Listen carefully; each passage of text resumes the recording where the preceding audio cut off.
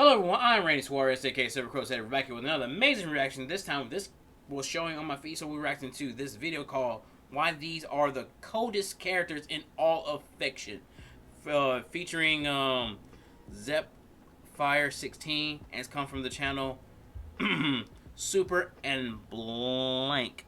I cannot wait to get into this. Again, I've been seeing this on my feed on my YouTube channel, and once I click the videos, I know what I need. This needs to be reacted to.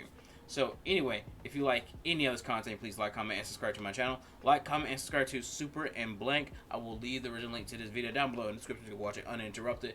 Also, link to my Helluva Boss reaction playlist. I've been reacting to Helluva Boss lately, so yeah, go check that out. Link to my Cashapp, Cashapp, so you can if you feel like donating $5, $10, $10, that's fine. You don't, that's fine as well. Also with the super things, if you feel like donating there. Also, link to my Twitter, Instagram, and TikTok if you follow me on those social platforms. But yeah, further ado, buckle up and let's get started. All right, we're here with the why are the coldest characters in anime and all of fiction. So let's go. Oh, yeah. They told me we doing a coldest character vid, and I'm up first. And one of the people that came to my mind was Killmonger, and I thought it was perfect, so let's get into it. He really had people believing that they could pull off this hairstyle. Look at Miles. He went from having a clean cut to this shit. It was a yeah. Let's talk about it. You know, that hairstyle is overrated, overplayed, and this is speaking from a guy who basically have no hair. And if I did have hair, I would not never rock this, because it's like, bro, I'm not trying to be Killmonger every day. opposite of a blow up. It was a dim down. Yeah. He should have never done it. He even made a custom suit just to show off the hair. Bro, Peter's body language says it all. That shit is straight garbage. You have to burn that shit. And that cut, bro, it was not that good for you to remove the top. That shit is gonna be so easy to identify him because no one in the 5 boroughs has that shit haircut but him. But yeah, that's enough about Miles. But we could see the Killmonger influence has clearly taken its place. But yeah, let's get into it. He had one of those backstories. Bro was outside cooking up on that makeshift hoop created by Hood Jimmy Neutron, while his dad was upstairs trying to plan a GTA heist with his friend. But what he didn't know is that he was getting hit with the Wakandan backdoor. His friend been a spy the whole time. That's tough. They know he stole the vibranium, gave it to Claw, upped the mark on him. He couldn't believe it. Bro was getting ready to cry. I felt bad, but bro turned into 2009 Gilbert Arenas, pulled out the secondary and got taken care of in 0.2 seconds. He stood no chance. So after all that's done, young Killmonger, after dropping 40 points and still losing, goes into his apartment and sees that his father is taking an eternal nap. And that's something that even now, with Charlotte saying that you left that boy alone with no explanation, you know, everything. You say you did it for Wakanda, but you didn't. You just ran away your responsibilities. That was a child, you know. This could have been avoided if you had taken him in. Closed. You know. His shirt. He probably thought his dad got off by El Tigre, but he later learns the truth. T'Challa's dad took him out, so he dedicated the rest of his life to getting into Wakanda and taking the throne. And boy, he did that shit.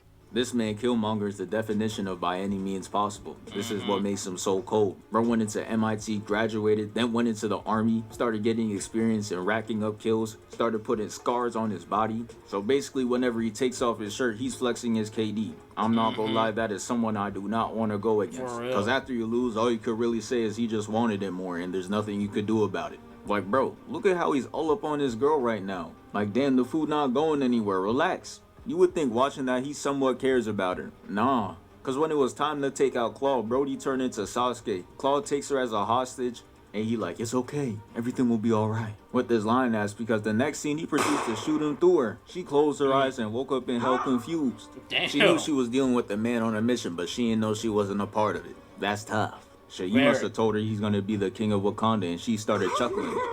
Cause I don't know what else would make her get treated like Carter. Bro tried running away and started slipping, and I knew it was raps. And on Chrome, my boy started cheats and started taking head glitches, and he still got a hole put in him like SpongeBob. Damn.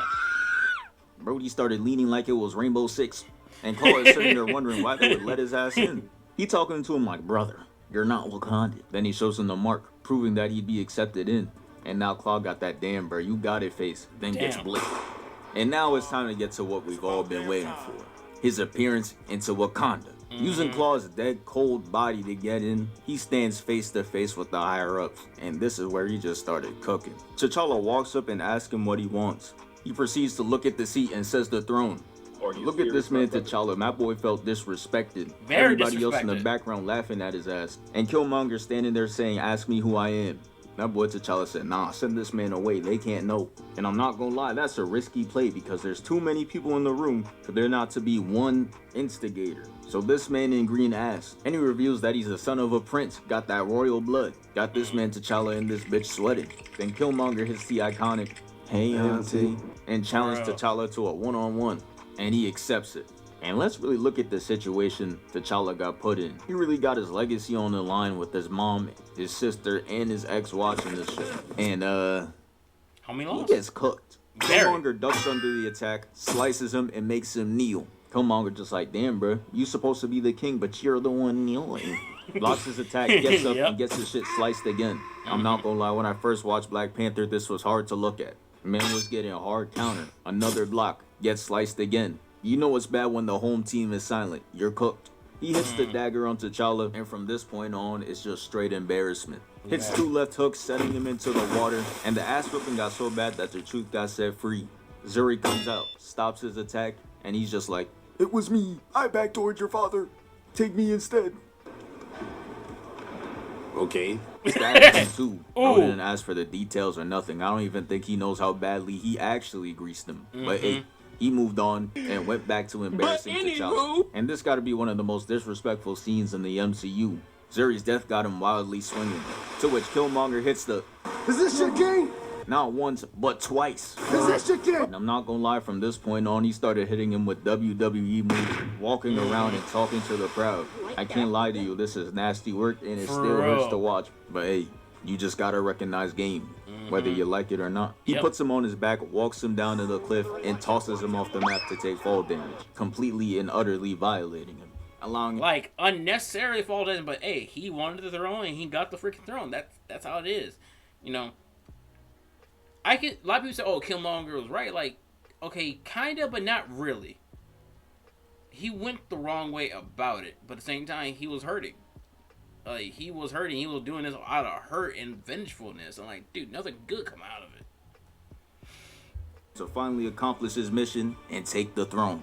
And yeah, I'm done. I don't know who's next, but yeah, go ahead. What is that? I ain't even gonna yap too much. You're gonna get right into it. DJ, play my shit. What's happening, TT? Hey. Super Saiyan 4 Goku. Yep. Now, I think we could all agree, the Dragon Ball sequel series, that shit was trash, my nigga. Obviously, some stuff I like, and this is one of the only good things to come out of GT. This transformation is just too cold, man. I remember watching this back on my Hey, nothing more colder than Super Saiyan 4 Goku and Vegeta, and seeing their actual main attacks in different colors. With Goku with Kamehameha in red, like crimson red. boys, and they were seeing Shenmue scream, and they're like, well, damn, and this shit get good. And I was just like, just wait a minute. It wasn't tapped in like me. Goku was 3 for 3 with these transformations. I know he was about to hit a 4P when I heard Shenmue hitting this in the booth. Giant 8. Find out on the next episode. Don't miss. And when they unveiled this transformation, this is when I knew Dragon Ball was for real niggas only. You got Goku pulling up in the all red fur. Niggas will wear anything if it's designer. Messy ass hair like he gave Chi-Chi some devious strokes, and red eyeliner. If you took the details I just described and imagined it in your head, image probably sound crazy. But nah, they made one of the hardest designs to ever step out this franchise. Whenever he pull up, he's always out-saucing the opponent, no matter who it is. You a baby? He booming you. You a nigga? He booming you. You his niece? You know what I'm saying? That's tough, cause he booming you. It don't matter. It's free smoke out here. Hold that. This man has the coldest kills in the series. This man talks so nasty to niggas that try to press him. It's like he came out of scripture. He just moved cold as hell. That's a real ass nigga in my book. Next up, Green Goblin. Now the Green Goblin, Willem Dafoe, whatever you... Yeah, Willem Dafoe as Green Goblin, straight menace. That's the one thing I like, if they ever introduce Green Goblin into this Insomniac, which they most likely are, but not gonna be Willem Dafoe. I was always hoping it could have been Willem Dafoe in Insomniac. That would be insanely boss fight awesomeness. But we can only hope. wanna call him. This nigga is crazy. Every appearance, every iteration of this man is just raw. The death of Gwen Stacy is one of the most influential comics of all time. And there's a reason why Green Goblin killed her. He was the only nigga cold enough to do it. You telling me Rhino's doing this? No.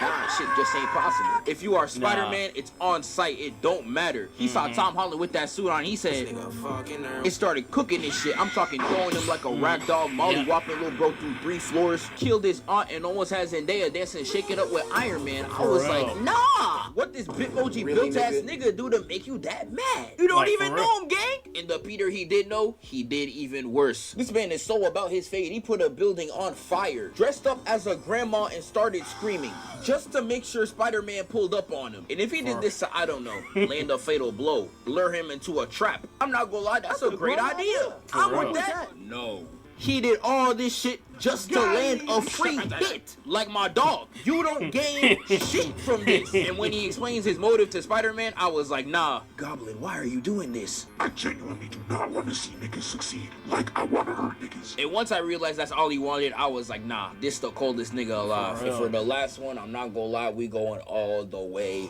back. Yes! Green Ranger, one of the toughest niggas alive. First off, he got a top 3 white boy name ever. He got the Margiela fit tripped out, and he is in that field. R.I.P. Jason David Frank, we miss you, man. But still, his introduction as the Mighty Morphin Green Power Ranger, an evil ranger, was cold. Very cold.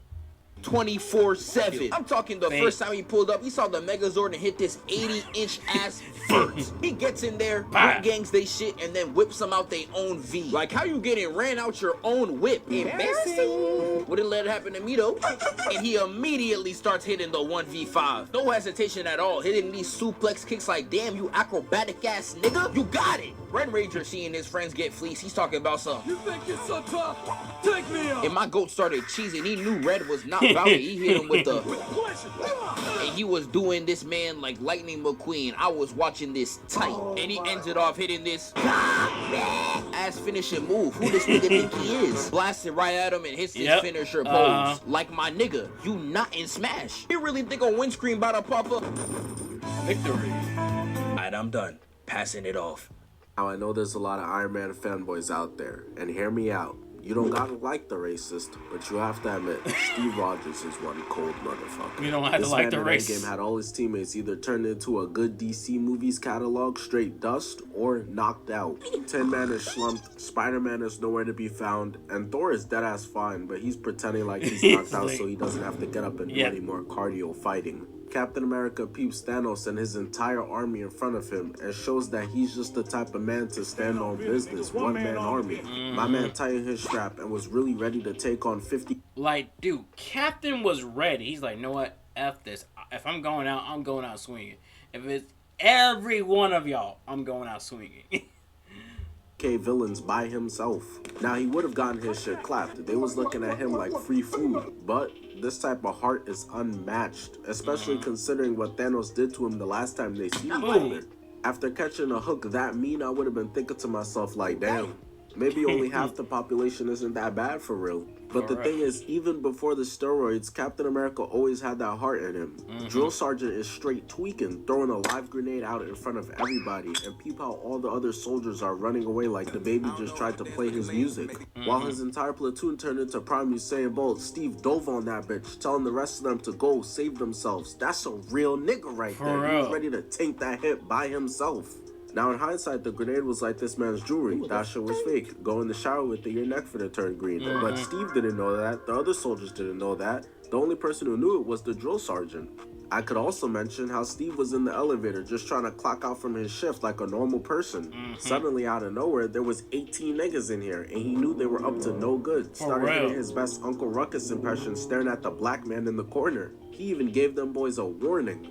Before we get started, does anyone want to get out? Now listen! And here's the thing. I always say this. If someone gives you a warning not to mess with them, take it. Because you may never know what time this person is on. Leave them be. Because I lost so many accounts I gave people warning not to mess with, and they still keep poking the bear. and then get surprised when they get with that ass whooping that they deserve. Go motherfucking bars, nigga! You know nothing about that! And he just started getting busy on these boys, getting to work. There's not even any space in here. 0 elbow room, and it doesn't matter. They should have sent more. I could also mention another moment, like when Cap was facing against Batroc. And Batroc must have thought he was pussy or something. Told him, hey, if you're not scared, put the shield down. Steve looked at him like, oh, say less. Look at the combo work he putting in on this man. Batroc thought he found the cheat code telling Steve to put the shield down, but he clearly wasn't aware of the fact that Steve got the best hands in the MCU. Look at him, just standing there staring at this man, taunting him into a crazy X triangle square up combo, knocking his ass out to the ground. And today I got time, cuz, so we gonna talk about Bardock too. Now you know if the greatest anime protagonist of all time was gonna be birthed, it was gonna have to be from a straight G. So the Saiyans are straight low bro on their own planet. Frieza's foot soldiers giving them wedgies in the hallway and all that. Yeah. Doria, the legendary fridge protector, got this Saiyan by the collar straight dangling while the whole squad is in the background laughing. But they made a huge mistake because Bardock was on his way, and upon landing and hopping out the pod, look at the fucking drip, bro. He uses his scouter to pull up to the scene and finds his homie laid out like a mattress. They snuck us, twin.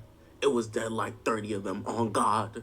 Why the fuck you lying? And this might be the coldest shit in Dragon Ball Z history, bro. Bardock takes out a rag and wipes the blood off his homie's face. The goon's still over there laughing like some shit funny, but Bardock hops in his Miami Heat LeBron bag, tying that shit around his fucking head as a headband. I guess it's a prerequisite that if you have this face, you automatically have to be badass. Only exception is Goten, but I mean, I could list off some cool moments he had real quick. Anyways, moving on, Bardock starts putting these boys in a spin cycle. They literally have scouters. I don't know if those bitches are broken or something, because this is not a fight they should have taken. He's clearly out their weight class. Not only did he bust their ass, but he found out about Frieza's plan to eradicate the Saiyans, and he pulls up on him. Bro, look at how many niggas they sent just to try to stop him. He was talking shit too. This was personal. You coward! Come out! After a while of being trapped in a 1 versus 2 million, Frieza comes out, and of course all the other soldiers got to dick riding, but Bardock is like, man, screw this lesbian. Frieza, all of us Saiyans quit. Find somebody else to do your dirty work. Not gonna lie, the rest of the Saiyans was probably looking like, we? Bro, who's we? There was no meeting or nothing. I wanna live. We ultimately know how Bardock goes out, but man. Yeah. But hey, all of them were cold as... They all were him. That's the weird part. All of them were him. So, anyway, if you'd like me to want me to check out more of this channel, please let me know in the comments down below. But that being said, if you like any of this content, please like, comment, and subscribe to my channel. Like, comment, and subscribe to Super and Blank. I will leave the original link to this video down below in the description to watch it uninterrupted. Ooh, excuse me. Yeah, that was a big one. Also, link to my Helluva reaction playlist, because I just dropped season 1, episode 1 yesterday, Saturday. So yeah, check that out. Also, leave a link to my Twitter, Instagram, and TikTok. Follow me on those social platforms. Also, link to my Cashapp if you feel gracious enough to donate $5, $10, $15. That's fine. If you don't, that's fine as well. Also, you can also donate up to the Super Thanks if you feel gracious enough to donate there. If you don't, that's fine. But till next time, please take care of yourself. Stay hydrated, stay safe, stay warm, and peace out. Little questions is everything they know about you. No.